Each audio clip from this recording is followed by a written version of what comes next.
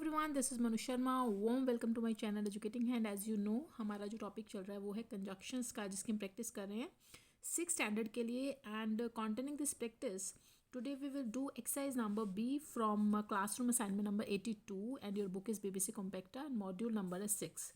So let's begin exercise number B. Circle the prepositions and underline the conjunctions in the following sentences. अब prepositions पे आप कर चुके हैं, मेरे साथ बहुत बार प्रैक्टिस हो चुकी है, तो अब आपको अच्छे से ये भी पता चल जाएगा कि इसमें prepositions क्या होते हैं। तो ये दो सेंटेंसेज हैं, जैसे फर्स्ट नंबर में ना 2 सेंटेंसेज हैं, तो आपको preposition को सर्कल करना है फाइंड आउट करके, एंड कंजक्शन को अंडरलाइन करके बताना कि कंजक्शन कौन सी है एंड preposition कौन सी है। He has been waiting since for 4 o'clock. ठीक है, अब वो 4 बजे से जो है ना वेट कर रहा है, तो यहाँ पे मैं ये preposition है इसको सर्कल कर रही हूँ since को। देखो, आपको पता है ये preposition जो होते हैं वर्ड्स होते हैं जो अलग पूरे सेंटेंस में जो भी आपका ऑब्जेक्ट है या नाउन है उसका क्या रिलेशन है दूसरी चीज़ों के साथ, पूरा जो बचा हुआ सेंटेंस है वो बताता है क्या रिलेशन है, क्या पोजीशन है, वो हमें prepositions बताते हैं। ठीक है, और जो कंजक्शंस होते हैं वो जॉइन करते हैं, कनेक्ट करते हैं दो अलग अलग सेंटेंसेस को। अब जब आपने इस सेंटेंस को रीड किया तो आपने देखा एक पूरा एक कंप्लीट सेंटेंस है। ठीक है, कि वो 4 बजे से वेट कर रहा है। ठीक है, तो यहाँ पे इसने बता दिया टाइम कि वो सेंस हमें बता रहा है कि वो कब से 4 बजे से जो है वो वेट कर रहा है, तो एक पूरा सेंटेंस से आपका preposition हो गया। सेकंड में he has stood for since he worked hard. अब यहाँ पे मैं सिंस को अंडरलाइन कर रही हूँ बिकॉज यहाँ पे सिंस आपका एक कंजक्शन का काम कर रहा है। अब ध्यान से देखो, ये दो अलग अलग सेंटेंसेस को कनेक्ट कर रहा है। ही हैज स्टूड फर्स्ट, वो प्रथम आया, पहले आया। ही वर्कड हार्ड, उसने मेहनत करी, है ना। ये दो डिफरेंट सेंटेंसेस थे और सिंस ने इसको आपस में ज्वाइन कर दिया कि वो प्रथम आया क्योंकि इसने मेहनत की थी। ठीक है, तो बहुत इजीली आप दोनों ही सेंटेंसेस में ये डिफरेंशिएट कर सकते हो कि कौन सी preposition है एंड कौन सा कंजक्शन है। सेकंड वाले देखिए, मैन में कम and men may go, but I go on for ever. देखिए, मनुष्य आते हैं चले जाते हैं लेकिन मैं हमेशा रहूँगा। तो यहाँ पे ये जो बट है इसको मैं अंडरलाइन कर रही हूँ। ये यहाँ पे कंजक्शन आपका यूज हुआ एज अ preposition है। देखो, ये एक सेंटेंस है कि मनुष्य आते हैं जाते हैं, ठीक है, और आई गो ऑन फॉर एवर ये एक डिफरेंट सेंटेंस है कि मैं हमेशा रहूँगा। तो यहाँ पे बट से इसको कनेक्ट किया गया। Second, he wants nothing but money, ये पूरा एक कंप्लीट सेंटेंस है। यहाँ पे जो बट है ये एक preposition के लिए यूज हुआ है कि वो कुछ नहीं चाहता सिवाय पैसे के।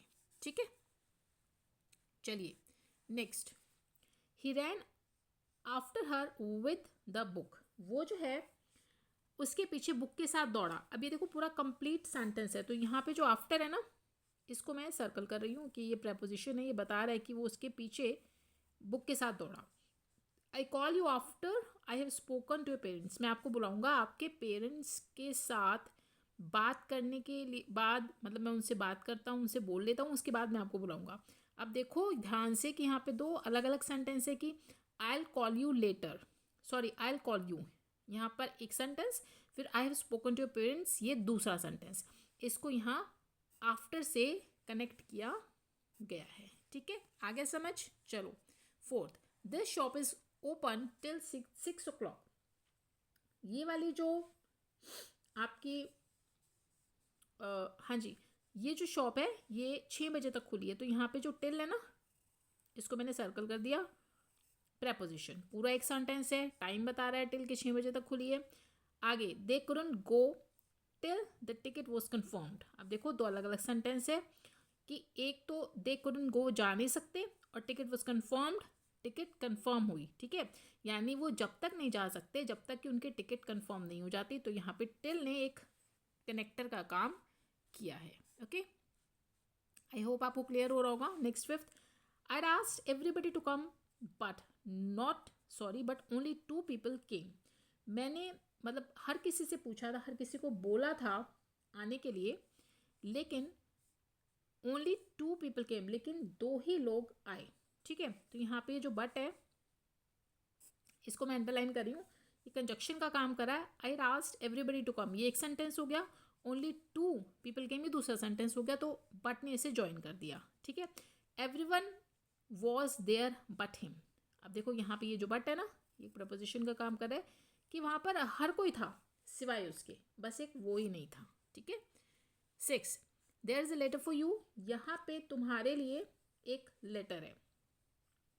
तो ये जो फॉर है ना, इसको मैं सर्कल कर रही हूँ कि यहाँ पे एक प्रपोजिशन का काम कर रहा है। एक लेटर है तुम्हारे लिए। I believe you for you will never lie to me. ठीक है।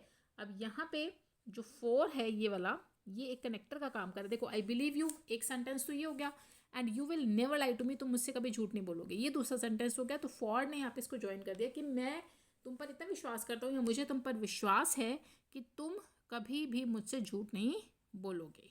Now next, put that pot away before it gets broken. ठीक है। अब यहाँ पे वो कह रहा है, बिफोर जो है इसको मैं अंडरलाइन कर रही हूँ, ये कंजक्शन का काम कर रहा है। देखो दो अलग अलग सेंटेंस है। वो कह रहा है पुट दैट पॉट अवे, इस पॉट को दूर रख दो, इससे पहले कि ये टूट जाए, यानी कोई किसी का हाथ लग जाए, कोई धक्का लग जाए। तो पुट दैट पॉट अवे एक सेंटेंस हो गया, इट गेट्स ब्रोकन ये सेकेंड सेंटेंस हो गया। बिफोर ने इसको ज्वाइन कर दिया। ठीक है भाई, हटा दो इसको यहाँ से, दूर रख दो इससे पहले कि ये टूटता है। और जो सेकेंड सेंटेंस है, ही राइट बिफोर मी, ये पूरा देखो एक कंप्लीट सेंटेंस है। तो यहाँ पे ये जो बिफोर है ये एक प्रपोजिशन का काम कर रहा है। ठीक है। ही अराइव्ड बिफोर मी, वो मुझसे पहले पहुंचा। Clear. Now last one, after an hour I went home. 1 घंटे के बाद मैं घर चला गया। अभी जो आफ्टर है ना, ये एक प्रपोजिशन टाइम हमें बता रहा है कि मैं 1 घंटे के बाद घर चला गया। ध्यान से देखो, ये एक सिंगल सेंटेंस है।